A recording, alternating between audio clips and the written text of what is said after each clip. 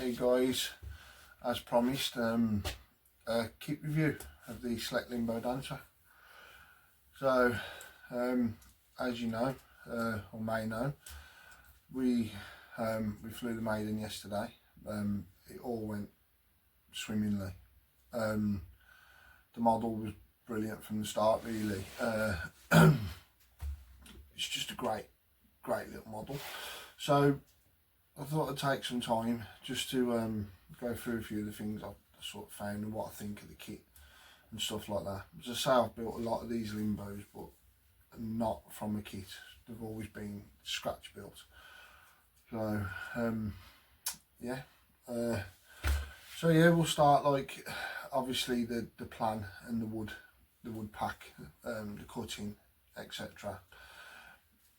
Can't find any faults, absolutely nothing wrong with it. The plan, really well drawn, really precise. The wood is cut to perfection.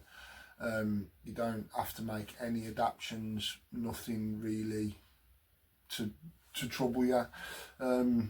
There's a couple of little things I did not on the plan, but that was just obviously where the splice joins was in the spars. I just put a small piece over, as you've seen in the first video, but then when I did the shear webbing, I webbed the front of the spars and the rear, just where those joins was, just for that little bit of extra strength there. Yeah, just love the instructions. I mean, even though I didn't tick off the bits in the instructions, as you have got the boxes there to tick the stages as you go, just because like I say, I've built a few of them, so you know. But yeah, the instructions book, it's here now in front. It's fantastic, absolutely fantastic. The clear sheeting that they gave you to cover the plan, I think, is a lovely touch. Good sheeting as well, actually. It does protect the plan from the glue, so that did work well. If I was to say there's something to maybe look out for when you're building, ribs W1A, which are the two plywood ribs in the middle where the bands go over the wings. They're plywood rib, the two lot half ribs, front ribs. They're plywood, they're just to give some strength from the pressure of the bands. Just make sure you get them the right way around, because it is a semi-symmetrical wing foil. So just make sure, check them against the other ribs, the W1s, and just check you've got those the right way around. The hardware pack, brilliant. Maybe one little gripe with that, but otherwise really good. You know, you get all the control arms, clevises, basically everything that you need. What I would like to see in the kit, which is in there, is the wheels. So they give you the undercarriage, but they don't give you no wheels. Now, it would be a nice little touch just to have two wheels in there, just to, you know, get the model sorted out, but it's neither here nor there, really. The main one is, for me anyway, in this kit, there wasn't enough of the pull cable. I had to actually resort to some of my own fishing braid that I've got to do the rudder. There's probably enough to do one side of the rudder, and then I was left really short, and I was cutting it tight as well when I was putting it on. I wasn't like being wasteful, but another metre of that would really be good, I think. So that would probably be my only two gripes. Is it'd be nice to see some wheels and some more of that, but that could have just been me in my kit. I might, you know, might just be me that didn't get enough of the cable, I don't know. The binding wire for the undercarriage looked fine. What I saw in the bag looked absolutely fine. Looked like there's plenty enough of it. I just choose to use my own. It's just what I do, it's what I'm used to, it's what I know.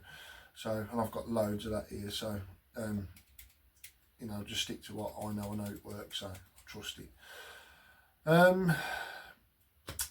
Yeah, the model itself flies fantastic. When you build Limbo Dancer, if you do it IC and you use a 5-cell NiCad like I did, or NIM, you get the fuel tank up against the firewall inside. You then get enough space for that 5-cell battery before the first servos in the tray. So you can't get the battery alongside the fuel tank. You can't get it on top of the fuel tank or underneath. It can only go in that gap between the fuel tank and the servo, and receiver goes there as well with all of your wiring. So you're limited on what you can do sort of with weight, without actually physically adding weight to the front, which we don't want to do that. But my Limbo is exactly the same. It's the same setup, same engine, same setup. That need I can't remember what that's got, but I know that this one yesterday was 3 clicks of down trim. That was just required. You're just a little bit off balance, but it doesn't affect it. It don't affect it at all. Flies great. So yeah, 3 clicks of down trim. That was all that was needed just to sort of do that. But that keeps the weight down. That's what I find or think is the best anyway.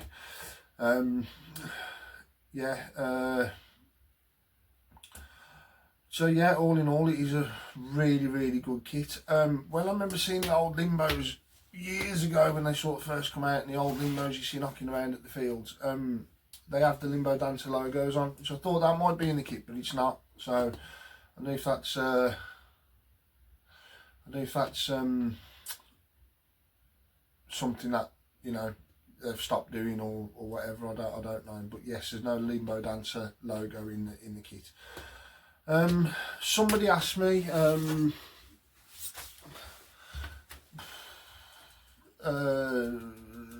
after the first video, I think they asked if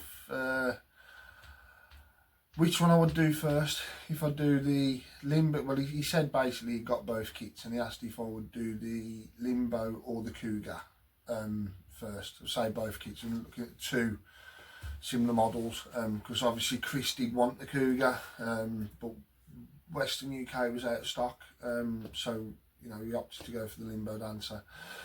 Yeah, so somebody did ask whether I'd do the Cougar or the Limbo first. I think he might have mentioned it might be his first build or something like that, but he has got both kits. So what I said in the comments was, and I'll say it now, is I've not seen the new kits for the Cougar. I'm a big fan of Western UK. I'm a big fan of their fuels. I'm a big fan of those West engines, and I think Alan is an incredible man. The Cougar is a brilliant aeroplane, but I've not seen the new kit. So I'd say, going on this build of this Limbo kit, you know you won't go wrong with it. So maybe do the Limbo first. That'd be the advice I'd get, just because his Slec kit is so good. He also asked if I'd show doing a battery hatch, and the electric version. Well, with the Limbo, you do get the plans for the electric, and it does tell you where the battery goes and stuff like that. And there's an extra box that you have to make, I think, that goes at the front. I wouldn't want to sort of tell you how to do it, because I don't know enough about it. I don't know enough about electrics, cooling, batteries, throttle servo replacement things, whatever they are. I only fly IC. Glow is a hobby inside of this hobby for me. Glow engines. If I couldn't fly Glow, I don't think I'd fly, to be honest. Electric just does nothing for me. I like my models to have a heartbeat, to have some character. So yeah, it's there's plenty of videos. I mean, Cliff Harvey does videos doing battery hatches, stuff like that.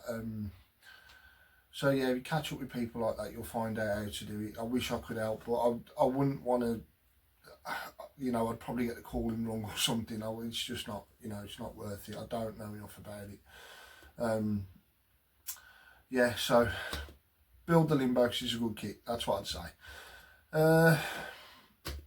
Yeah, in fact, I've enjoyed doing this build that much. I know it was quick. I wanted to get it done quick, because I have sort of got a lot of projects lying around, which you can see, unfinished models that need recovering, stuff like that. And I just got in this lull of like, oh, you can't get nothing finished, man. You're not good enough, or whatever, and you're going to do it wrong.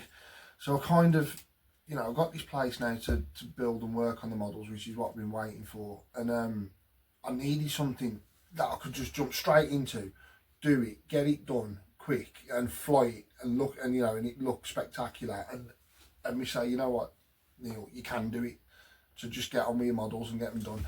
So I did need it really, and it's been a godsend. So yeah, so you saw the finish of Chris's Limbo Dancer. Well, I went and through my box, and I've got these rolls of orange Rip Max Aero film, and I've also got the remainder of the trim which Chris sent.